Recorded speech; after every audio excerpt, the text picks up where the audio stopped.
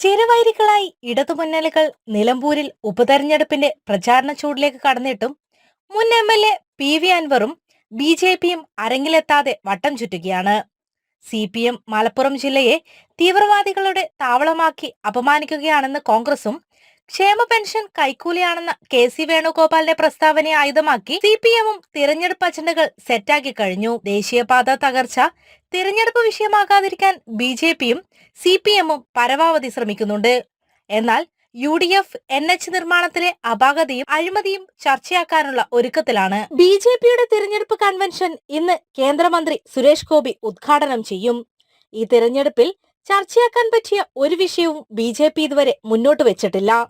Christian സമുദായ അംഗമായ മോഹൻ ജോർജിനെ സ്ഥാനാർത്ഥിയാക്കി അവതരിപ്പിച്ചെങ്കിലും ബി.ജെ.പി ഭരിക്കുന്ന സംസ്ഥാനങ്ങളിലെ ക്രൈസ്തവ വേട്ട കോൺഗ്രസും സി.പി.എമ്മും പ്രചരണായുധമാക്കിയിട്ടുണ്ട്.